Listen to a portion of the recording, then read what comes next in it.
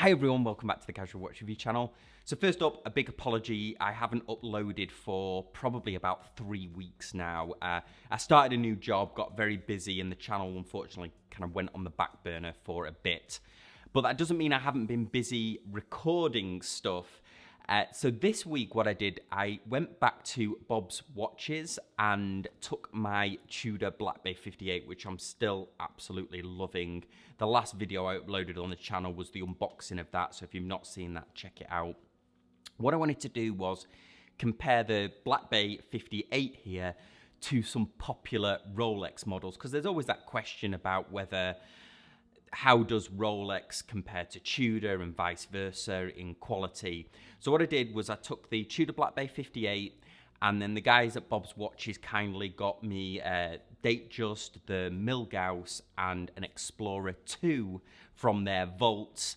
So this will be more of a comparison on the style and the look of the case. I've not done an in-depth technical comparison of the movements or anything along those lines, so just a bit of a quick fun video for us this week. But anyway, let's flip the camera around and dive straight in. The reason I'm wearing the white gloves, by the way, is obviously I've been wearing this watch without wearing white gloves, but we're going to be looking at some other watches and we're going to be making a comparison. So Tudor is owned by Rolex, no surprise there, everybody kind of knows that by now. But there's often a comparison made between the quality and also the look of Tudor versus Rolex. So what I thought we'd look at today is my beautiful Tudor Black Bay 58 here, and then compare it against Rolex models that are similar.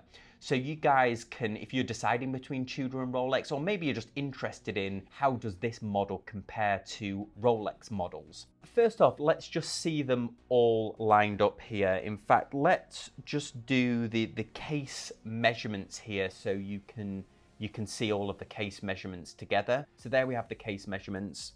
Then let's have a look at them up close.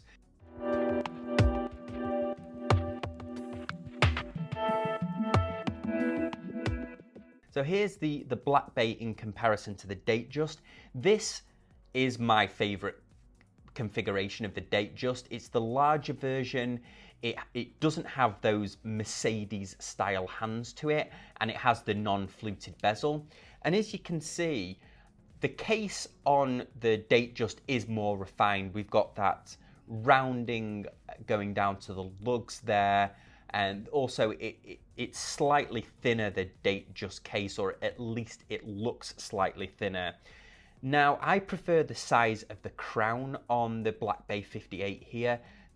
I prefer that larger crown, and this Black Bay 58 is loosely based on a vintage Rolex model. There's no kind of getting away from that. This one obviously has the date, so it has Rolex's Cyclops on here. But let's just have a look so you can get a comparison of the size together. This obviously has the integrated metal bracelet, the Oyster bracelet, which is phenomenal from Rolex, as we know. I didn't get this on the integrated bracelet because they didn't have one on the bracelet, and these are still exceptionally hard to get hold of. Here we have a wrist side-by-side comparison there. This Datejust obviously isn't adjusted for my wrist. All of these watches are pre-owned examples available at Bob's Watches, so big thanks to Bob's Watches for letting me film in here again. So here we have, in comparison to the Tudor Black Bay 58 size comparison.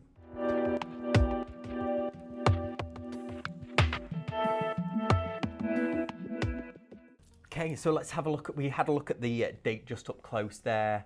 Now let's have a look at how this compares against the Milgauss. So the Milgauss itself also is a dateless version.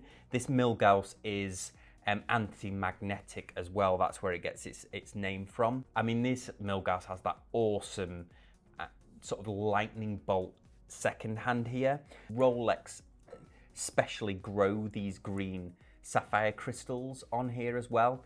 So the Milgauss here, sort of case shape wise, very similar to the Datejust 41 we have here, although the dial we can see is slightly larger here. The indices very similar, although they have that striking orange on the 3, 6 and 9 o'clock.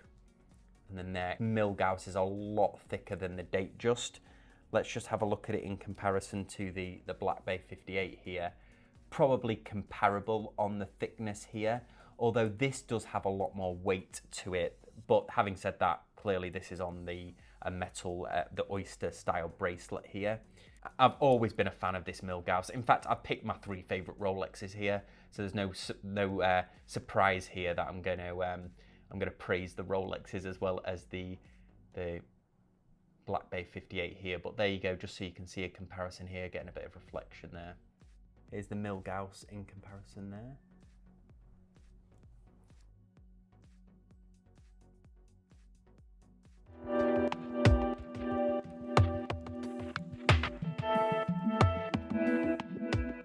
Then next up, let's have a look at how it compares to the Explorer II here.